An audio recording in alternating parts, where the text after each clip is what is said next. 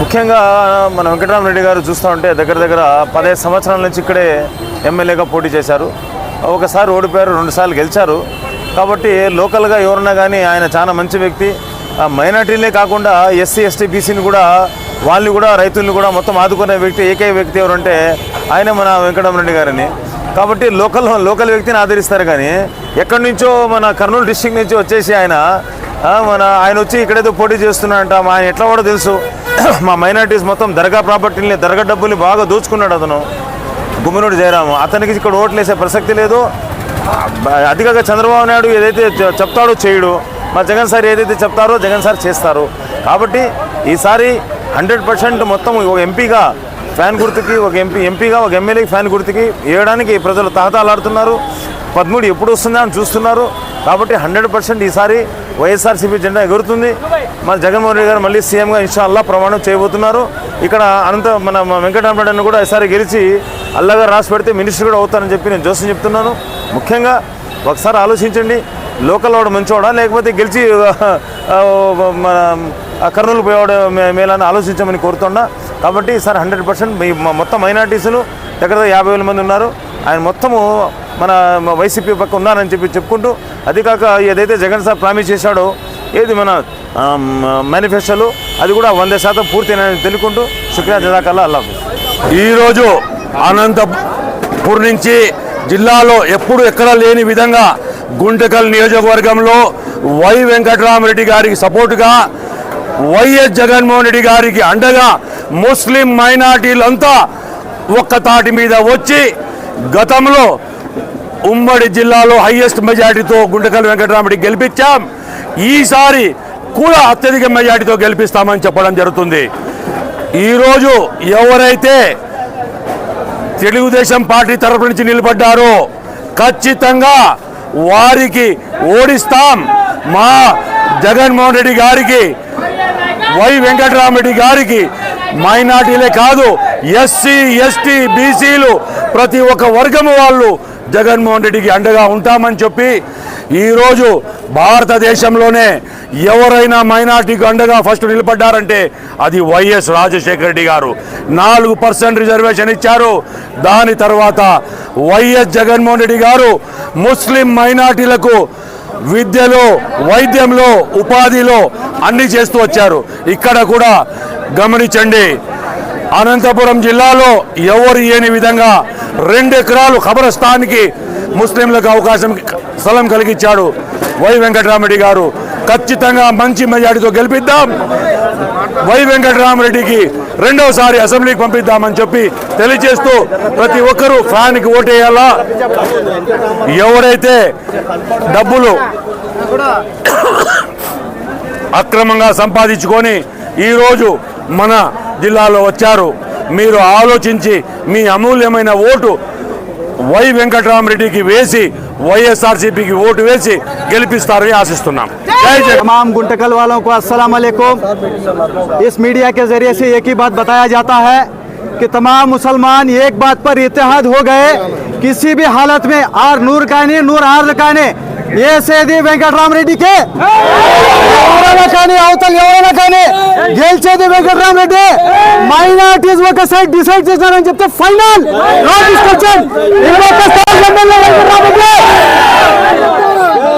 2014 assembly ఎన్నికల్లో చంద్రబాబు నాయుడు గారు ఏదో పొడుస్తాడని చెప్పి, సీనియర్ అని చెప్పి చంద్రబాబు నాయుడు సైకిల్ గుర్తు ఓట్లేసి గెలిపించారు ప్రజలంతా.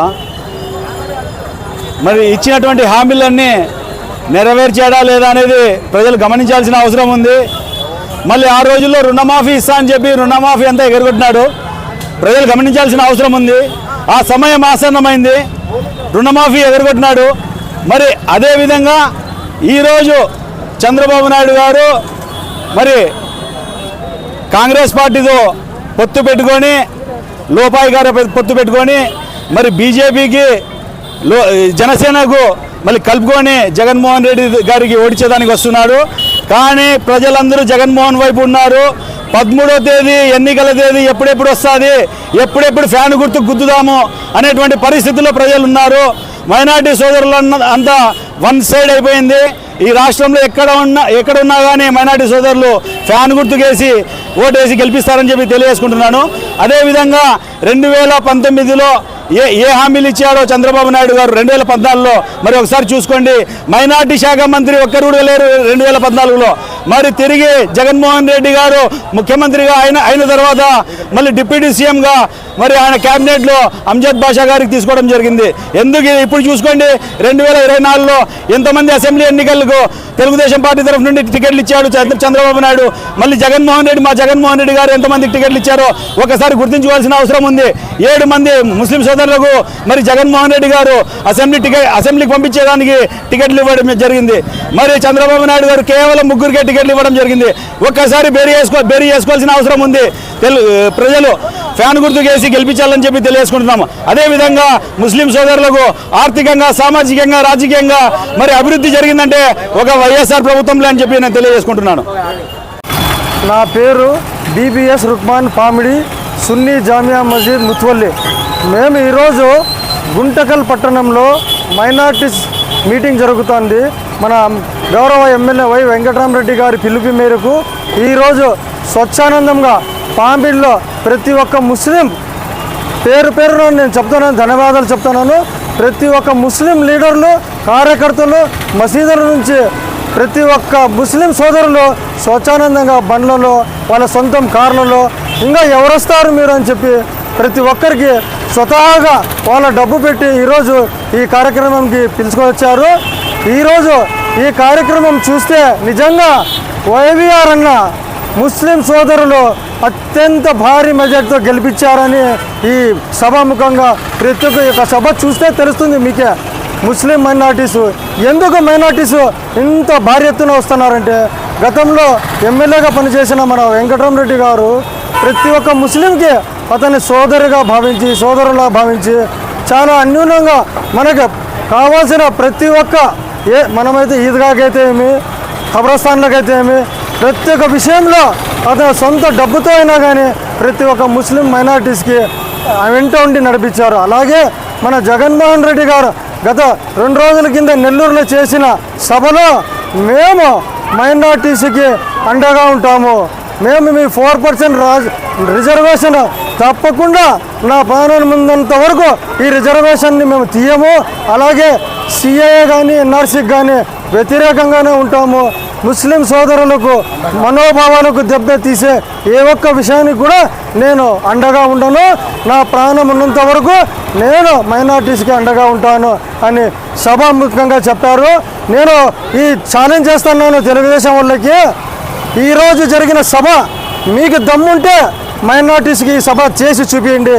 డబ్బులు పెట్టి బండ్లు పెట్టి తెచ్చిన 2 రోజుల కిందట డొల్లతనం కనబడింది.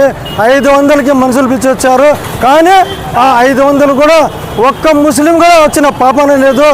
ఎవరైతే గద్దారు ఉంటాడో ముస్లిం 4% రిజర్వేషన్ వాళ్ళకి అవసరం లేదా, మీ పిల్లలకి ఉద్యోగాలు అవసరం లేదా అన్న ఒక గద్దారు ముస్లిమ్స్ మాత్రమే ఈరోజు తెలుగుదేశానికి మద్దతుగా పలుకుతున్నారు.